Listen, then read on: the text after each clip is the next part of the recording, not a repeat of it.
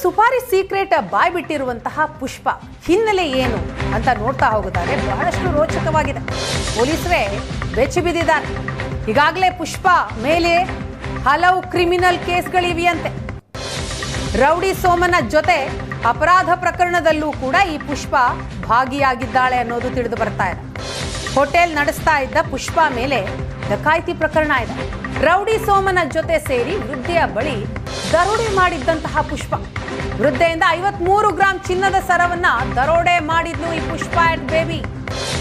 ವೃದ್ಧೆಯ ದರೋಡೆ ಪ್ರಕರಣದಲ್ಲಿ ಇಬ್ಬರನ್ನ ಪೊಲೀಸರು ಬಂಧಿಸ್ತಾರೆ. ಹನಿ ಟ್ರ್ಯಾಪ್ ಮಾಡೋದ್ರಲ್ಲಿ ಎಕ್ಸ್ಪರ್ಟ್ ಅಂತೆ ಈ ಪುಷ್ಪ ಅಲಿಯಾಸ್ ಬೇಬಿ. ಈ ಹಿಂದೆಯೂ ಕೂಡ 2 ಬಾರಿ ಹಸಿ ಬಿಸಿ ವಿಡಿಯೋ ಆಕೆಯದ್ದು ವೈರಲ್ ಆಗಿತ್ತು. ಹಾಗಾಗಿ ಈಕೆಯ ಹಿನ್ನೆಲೆ ನೋಡ್ತಾ ಹೋದ್ರೆ ಬಹಳ ಭಯಾನಕವಾಗಿದೆ. ಮೊದಲು ಆರೋಪಿ ಸೋಮನ ಜೊತೆ ಅಪರಾಧ ಪ್ರಕರಣದಲ್ಲಿ ಈಕೆ ಭಾಗಿಯಾಗಿರ್ತಾಳೆ. ಕೇಸ್ ಇದೆ, ಕ್ರಿಮಿನಲ್ ಆರೋಪಗಳೇ ಆಕೆಯ ಮೇಲಿರುವಂಥದ್ದು. ಸೋಮನ ಜೊತೆ ಸೇರಿ ವೃದ್ಧೆಯ ಬಳಿ ದರೋಡೆ ಮಾಡಿರ್ತಾಳೆ ಈ ಪುಷ್ಪ.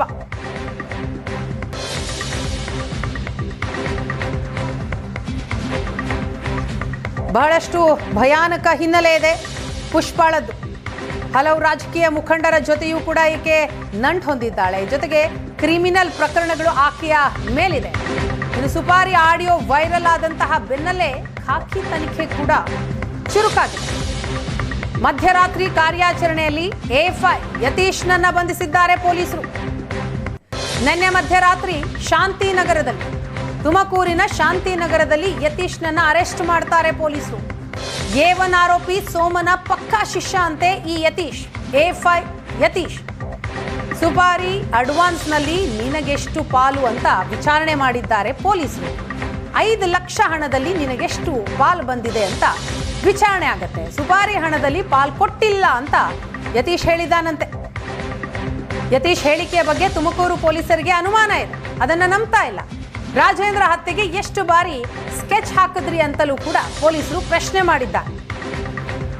ಸುಪಾರಿ ಆಡಿಯೋ ವೈರಲ್ ಆದಂತಹ ಬೆನ್ನಲ್ಲೇ ಆ ಆಡಿಯೋದಲ್ಲಿ ಯಾರ್ಯಾರ ಹೆಸರು ಉಲ್ಲೇಖ ಆಗಿದೆಯೋ ಅವರೆಲ್ಲರ ಹೆಡೆಮುರಿ ಕಟ್ತಾ ಇದ್ದಾರೆ ಪೊಲೀಸರು.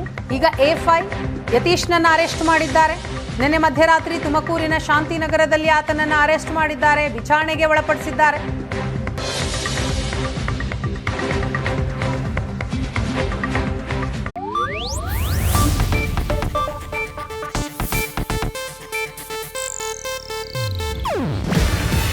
ಇದು ಏಷ್ಯಾನೆಟ್ ನ್ಯೂಸ್ ನೆಟ್ವರ್ಕ್ ಪ್ರಸ್ತುತಿ. ನೀವು ನೋಡ್ತಿದ್ದೀರಾ ಏಷ್ಯಾನೆಟ್ ಸುವರ್ಣ ನ್ಯೂಸ್.